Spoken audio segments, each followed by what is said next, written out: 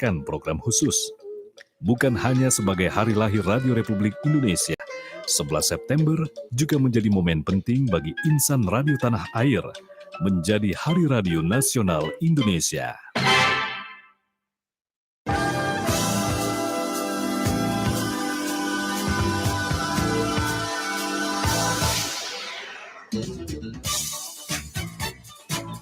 Sembilan 92,4 FM Pro 1 RRI Kanal Inspirasi. Pendengar masih di Dialog Lintas Palembang Pagi. Pagi hari ini kita masih membicarakan mengenai rumah layak huni bagi warga kurang mampu di Sumatera Selatan. Dan bersama sudah hadir juga di studio Kepala Dinas Perumahan dan Kawasan Pemukiman Provinsi Sumatera Selatan, Bapak Insinyur Basyarudin Ahmad. Masih semangat? Semangat ya Pak ya, baik. Dan ingin bergabung, kami terima telepon di 0711 369977 untuk pagi hari ini hingga mendekati pukul 9 waktu Indonesia Barat. Dan Pak Kadis, ini tentunya di tengah pandemi, tentunya ada tantangan sendiri ini untuk membedah rumah. Apakah ada tantangannya? Iya, beda-beda karakter dari manusia yang memiliki rumah yang akan dibedah. Jadi ada yang mau dibedah, Pak ini nggak usah di plester, nggak apa-apa bata tapi lebarin. Oh gitu, ada request sendiri Ada gitu ya request Pak ya? sendiri, Pak ini nggak usah dibuat kamar, diplongin aja, ada banyak Pak. Pak ini biar rumahnya agak lebar nggak apa-apa buat ini karena kita di daerah rawa buatin pondasi umpak ya bahasa teknisnya. Jadi biaya itu lebih besar kepada fondasi sehingga mungkin lantainya tetap kayu tapi aman dari banjir. Banyak sekali. Itu berarti kalau ada requestan sendiri dari masyarakat, apakah dari Dinas Perumahan dan Kawasan Pemukiman Provinsi Sumatera Selatan mengaminkan gitu Pak? Kita udah patok budgetnya berapa sehingga kita di lapangan nanti kan kita juga ada prinsip swadaya ya. Ada yang di sana yang mengerjakannya itu bersama-sama dengan masyarakat sekitar, tukangnya kan diupah juga tukangnya. Jadi kita berikan keleluasaan pada mereka, tetapi dananya kita patok ada limitnya. Nah ini untuk limit sendiri misalnya dipatok satu rumah itu berapa? Kalau yang program Pak Gubernur agak lebih lumayan besar ya, 25 juta. 25 juta? Iya, 25 juta untuk tipe 36 ya Pak ya? 36 ada ya untuk tipe 36 ada yang dapatnya tipe 27 tergantung maunya mereka. Ada yang dapat tipe 27 tapi udah di plester, udah dicat dan lain sebagainya. Kalau gitu berarti ini bisa membangun dari awal atau hanya merenov gitu Pak? Ada yang merenov, ada juga yang membangun dari awal. Jadi karena rumahnya memang super tidak layak huni baru disenggol rubuh. Waduh, ada gitu ya Pak ya? Ya baru disenggol roboh. Jadi rumahnya itu ya dibongkar total, dibangun fondasi awal hingga 25 juta tuh dapatnya sebatas mana. Ada yang dia dindingnya nggak diplester. Kalau sejauh ini dari cerita sendiri ada tidak Pak pengalaman misalnya patokan dari dinas terkait itu 25 juta untuk satu rumah. Mungkin dari masyarakat Pak saya ingin menambahkan uang gitu. Ada gitu ya Pak? Ada dari keinginan sendiri ada. Jadi misalnya dari 25 juta itu udah dapat semua, rupanya lantainya hanya floor, hanya semen. Dia tambah jadi keramik. Ya pakai keramik dan lain sebagainya. Ada. Baik Pak Kadis, kita terima telepon dulu, ada Pak Iwan di Palembang pagi hari ini bergabung. Selamat pagi Pak Iwan. Selamat pagi, Assalamualaikum Bapak. Mudah-mudahan sehat semua ya. Alhamdulillah sehat. Pak Iwan. Lama saya nggak nimbrung. Ya silakan, ada Kepala Dinas Perumahan dan Kawasan Pemukiman Provinsi Sumatera Selatan. Pak apa namanya? Pak Insinyur Basyarudin Ahmad. Pak Basyarudin Ahmad. Iya Pak. Bagus sekali ini ada bedah rumah. Ini barangkali saya juga pernah menangani waktu di Jambi itu Pak ya. Ini barangkali untuk bedah rumah ini memang perlu Pak. Namun demikian mungkin kita perlu untuk penataan yang lebih baik lagi karena orang-orang yang sangat membutuhkan ini sangat perlu sekali Pak.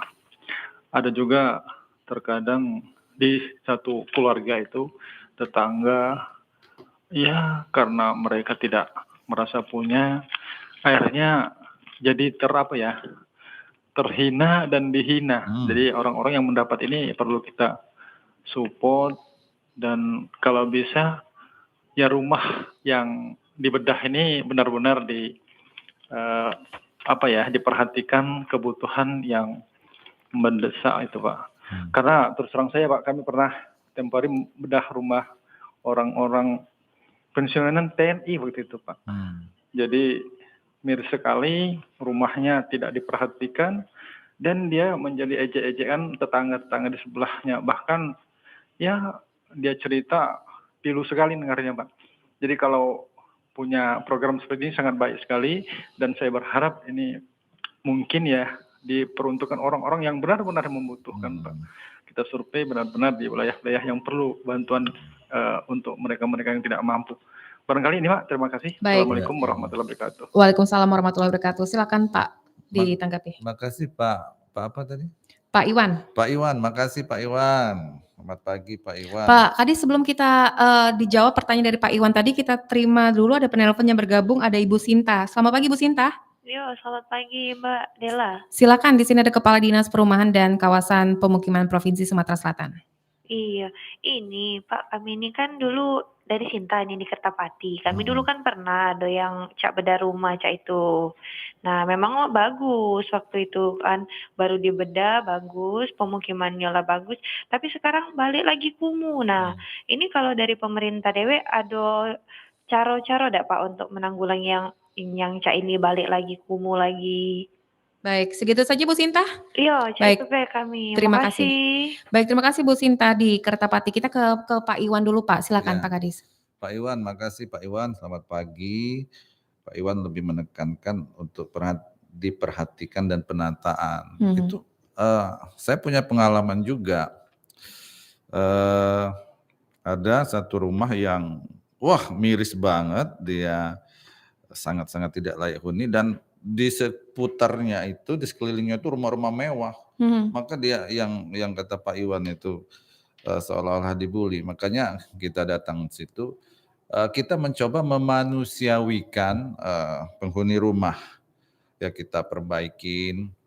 Kemudian ada juga yang menyumbang sofanya. Kadang saya pernah melihat rumah itu termasuk sofanya itu mungkin sofa tahun 70-an. Jadi ini juga kita perhatikan, tidak hanya bedah rumah lari gitu, enggak. Lingkungan juga, ini juga drainasenya kita perhatikan, kemudian toiletnya khusus itu kita prinsipnya memanusiawikan. Jadi seluruh rumah yang kita bedah itu prinsipnya harus ada toilet yang layak ya, toilet yang layak sehingga keluarga yang kita berikan bedah rumah itu dapat kita manusiawikan sebagaimana mestinya. Ini terima kasih Pak Iwan, ini menjadi perhatian kita. Kemudian Bu Sinta Kertapati. Sebenarnya prinsip kita ini kan infrastructure change karakter. Ya. Cuman memang karakter dari masyarakat kita ketika itu sudah dibedah, kemudian karena kehidupan kita itu lingkungannya begitu, jadi jemur baju sembarangan, buang sampah sembarangan, dan lain sebagainya. Nah ini yang harusnya ada social pressure dari masyarakat sendiri. Nah dalam konteks itu memang kalau bedah rumah itu di kawasan kumuh, maka ada beberapa komponen, tidak hanya rumahnya yang kita bedah, tetapi bagaimana airnya, bagaimana sanitasinya, bagaimana drainage-nya, bagaimana jalannya. Itu kalau dia masuk di kawasan kumuh. Nah, nggak mungkin rumahnya udah bagus, jalannya jelek, atau sanitasinya nggak ada, kemudian air nggak masuk. Itu kembali akan kumuh. Tong sampah nggak ada. Nah, ini yang harus kita perhatikan. Cuman memang ya walaupun masyarakat nggak mau tahu, tapi kita ini pemerintah ini ada beberapa kewenangan yang nggak bisa kita langgar. Misalnya pemerintah pusat itu untuk kawasan kumuh itu kewenangannya 15 hektar ke atas. Sementara pemerintah provinsi 10 sampai 15 hektar, pemerintah kabupaten kota itu 0 sampai 10 hektar. Ketika itu masuk di 10 hektar, kita nggak bisa turun dari pemerintah provinsi. Maka pemerintah kota lah dan pemerintah kabupaten yang diharapkan punya sense untuk melakukan penataan kawasan kumuh tersebut. Mhm. Nah, di Kota Palembang misalnya, itu rata-rata masuk di kewenangan kotaku, Kota Mhm. Tanpa Kumuh, yang luasannya 15 hektar ke atas. Itu yang kita lakukan kalau kita lihat di pinggiran Sungai Musi ada jalan, atau Lebak Cindo lah. Lebak Mhm. Cindo, kalau kita lihat Lebak Cindo itu penataan kawasan kumuh skala kawasan itu. Mhm. Nah, itu kan jalannya diperbaiki, nanti sanitasinya, drainage-nya, itu ada 6 komponen yang harus kita benahi untuk kawasan kumuh, bukan hanya rumahnya. Berarti bukan hanya rumah tapi keseluruhannya gitu ya, Iya, Pak, ya? iya, mhm. Baik. Pak Kadis, kita terima telepon lagi. Pagi hari ini ada Ibu Arini di Pelaju. Selamat pagi Bu Arini. Selamat pagi. Silakan Bu Arini, ada Kepala Pak. Dinas Perumahan dan Kawasan Pemukiman Provinsi Sumatera Selatan, Bapak Insinyur Basyarudin Ahmad. Iya, terima kasih. Aduh Pak, ini sangat positif sekali nih saya menerima kabar ini ya Pak ya, terkait mengenai bedah rumah gitu Pak ya. Tapi yang ingin menjadi pertanyaan saya ini Pak, untuk bedah rumah ini sendiri Pak, kriteria yang akan diterima oleh mereka-mereka yang siap untuk bedah rumah ini seperti apa? Rumah-rumah yang memang layak untuk dibedah rumahnya. Kemudian dari dinas sendiri itu bagaimana menerima laporan ini, apa dari pemerintah daerah setempat ataupun juga dari kelurahannya atau dari RT-nya ataupun dari warga, itu seperti apa Pak? Jangan sampai nanti laporan-laporan yang diterima oleh dinas untuk bedah rumah itu sendiri nanti belum pantas untuk dibedah gitu ya.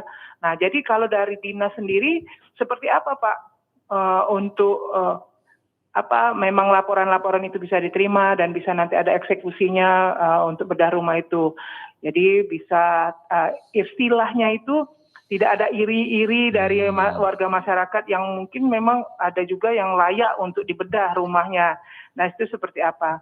Jadi tadi seperti Bapak menyampaikan mengenai lahan perkampungan yang kumuh itu harus dibenahi. Nah, untuk sinergitas sendiri dari pemerintah pusat yang seandainya lahan itu memang kapasitas untuk yang membenahinya itu pemerintah pusat, sementara ada rumah yang layak untuk dibedah, itu bagaimana sinergitasnya antara pemerintah pusat dengan pemerintah daerah untuk perkampungan itu. Jadi itu saja Pak, mungkin kriteria yang harus dan layak untuk masyarakat menerima bedah rumah. Itu saja Pak, terima kasih. Baik, terima kasih Bu Arini di Pelaju, silakan Pak. Bu Arini, selamat pagi, makasih. Nah kan ini enak kan, makin banyak masyarakat yang mulai ada sense of belonging terhadap bedah rumah ini. Mungkin melihat dari lingkungannya ada yang memang layak, kok nggak dapat. Jadi Bu Arini mudah menghafalnya, kriterianya itu hanya Aladin. Aladin itu A-nya atap, La-nya itu lantai, D-nya itu dinding. Nah, misalnya lantainya lantai tanah itu. Lantai tanah, dindingnya masih dinding kayu, ataupun kemarin saya banyak menemukan dindingnya itu dari kardus. Kemudian atapnya masih atap tampel-tampelan. Nah, itu yang kriterianya sebenarnya sederhana, Aladin, atap, lantai, dan dinding. Nah, ini tadi yang disampaikan Ibu tadi, sementara memang program ini adalah program pemerintah pusat melalui program bantuan stimulan perumahan swadaya. Jadi stimulan, makanya 20 juta itu stimulan untuk membangkitkan swadaya dari masyarakat. Tentu saja siapa yang mengusulkan itu pemerintah setempat, pemerintah yang mempunyai kewenangan di lokasi tersebut. Berarti ini pemerintah kota dan pemerintah kabupaten. Sementara provinsi sifatnya memfasilitasi, dan yang akan melaksanakannya adalah pemerintah pusat melalui balai penyediaan perumahan. Nah, disinilah mestinya kriteria-kriteria yang dimaksudkan Bu Arini itu harus jelas, itu verifikasinya di pemerintah kota. SK-nya ditetapkan oleh wali kota, kalau di kabupaten ditetapkan oleh bupati. Dari SK inilah yang diakomodir oleh kementerian, baru dilakukan verifikasi ulang. Tentu saja kenapa ini nggak dapat, kenapa ini dapat, karena kuotanya. Kalau kuotanya cuma 8.000, sementara jumlah rumah yang tidak layak huni 172.000, kan hanya 5%-an. Nah itu yang seolah-olah banyak sekali rumah yang, ya bukan seolah-olah, memang banyak sekali rumah yang belum tertangani kalau hanya cuma 5%. Nah, kami pemerintah provinsi melalui Dinas Perumahan Pemukiman mulai tahun depan ini dapat melakukan bedah rumah, tetapi di kawasan kumuh kewenangan provinsi. Kawasan kumuh mana? Kawasan kumuh yang sudah ditetapkan gubernur di luasan 10 sampai 15 hektar. Tentu saja penanganan kawasan kumuh tidak hanya rumahnya saja, tetapi juga infrastruktur lainnya. Nah, Ibu Arini tadi menanyakan ini gimana kolaborasinya, integrasi antara pusat dan daerah. Nah, di sini pemerintah pusat itu ketika misalnya kita ambil kota Palembang, itu menetapkan kawasan kumuh dan akan dilakukan penataan, itu dari Balai Penyediaan Perumahan itu langsung turun ke situ mengecek mana rumah-rumah yang tidak layak huni, sehingga dia terintegrasi, rumahnya bagus, jalannya bagus, sanitasinya bagus, air minumnya bagus. Keseluruhan gitu ya Pak ya? Jadi kita memanusiawikan masyarakat yang di kawasan kumuh itu sendiri. Baik Pak Kadis, kita terima telepon kembali, ada Pak Toibni di Pelaju. Selamat pagi Pak Toibni. Halo, selamat pagi. Pagi Pak Toibni. Baik, nampaknya terputus ya. Dan kami informasikan pendengar lintas waktu 42 menit berlanjut dari pukul 8 waktu Indonesia Barat masih bersama Kepala Dinas Perumahan dan Kawasan Pemukiman Provinsi Sumatera Selatan. Ini Pak Kadis, ini untuk menciptakan kenyamanan dan rumah layak huni bagi masyarakat. Apakah kegiatan tersebut ini akan terus berlanjut dari tahun ke tahun selanjutnya? Iya, kita kan nomenklaturnya udah ada Permendagrinya, ini akan berlanjut dari tahun ke tahun. Sehingga program pemerintah untuk mengentaskan 1 juta rumah itu bisa kita capai. Baik, kita kembali terhubung bersama Pak Toibni di Pelaju. Selamat pagi Pak Toibni. Selamat pagi Mbak Dela. Silakan, di sini ada Kepala Dinas Perumahan dan Kawasan Pemukiman Provinsi Sumatera Selatan Bapak Insinyur Basyarudin Ahmad. Silakan. Selamat pagi Pak Basyarudin. Pagi Pak. Saya Toibni. Pertama saya selamat hari Rabu di RI. Iya. Selamat hari Rabu. Ini Pak, kan sekarang ini ada juga dari TV swasta yang melakukan bedah rumah. Jalan, ada kerjasamanya kan mungkin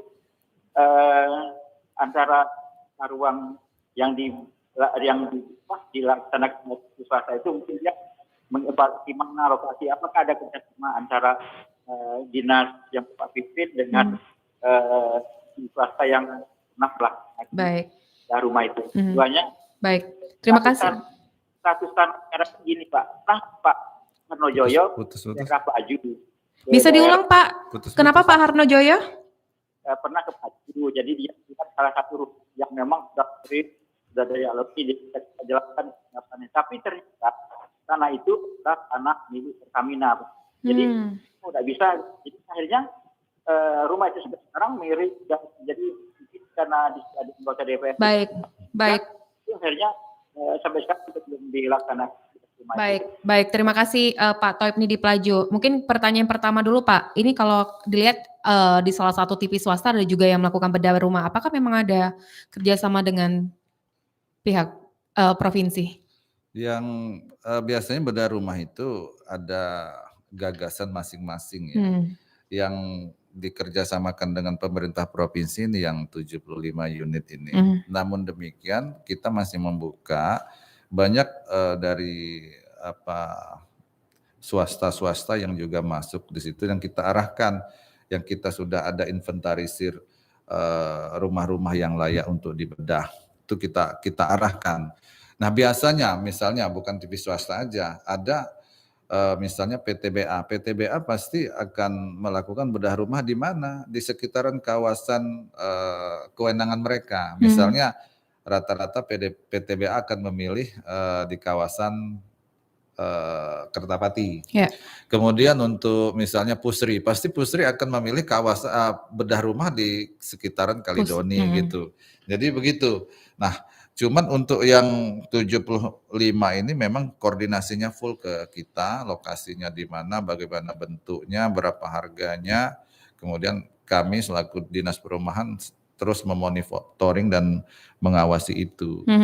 Nah, ini kalau pertanyaan kedua tadi mengenai di Pelaju, sempat wali kota berkunjung ke daerah Pelaju yang ingin rumahnya dibedah, ternyata tanah tersebut tanah Pertamina atau bisa menjadi sengketa gitu ya Pak? Itu Iya, seperti apa? memang ini salah satu syarat untuk rumah dibedah itu harus memang hak milik.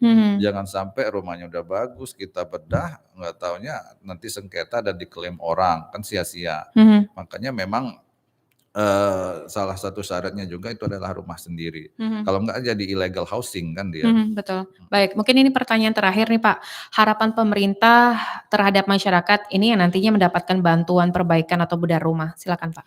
Jadi harapan kita, kami berharap pemerintah lambat laun akan dapat menuntaskan rumah tidak layak huni, sehingga masyarakat sesuai dengan Undang-Undang Dasar 1945 pasal 28H ayat 1 kan warga negara itu berhak untuk hidup yang layak, dan inilah sumbangsi pemerintah walaupun tidak secara penuh tapi perlahan-lahan pemerintah mencoba untuk melaksanakan itu dengan program yang tentu saja tidak hanya bedah rumah tetapi juga bagaimana memenuhi kebutuhan rumah bagi masyarakat berpenghasilan rendah, baik itu fixed income maupun non fixed income dengan senario yang semurah-murahnya, yang terjangkau dan juga memberikan akses pada masyarakat kepada bank penyalur nantinya.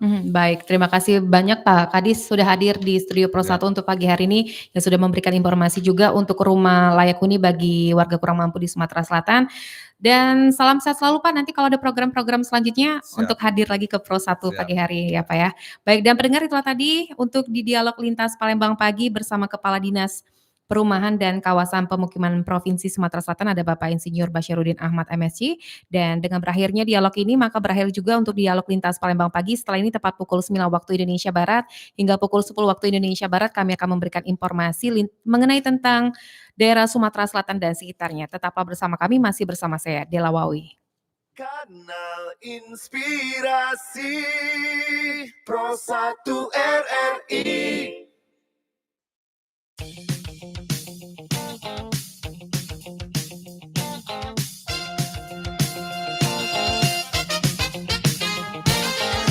Di malam minggu aku pergi ke pesta meriah ulang tahun kawan.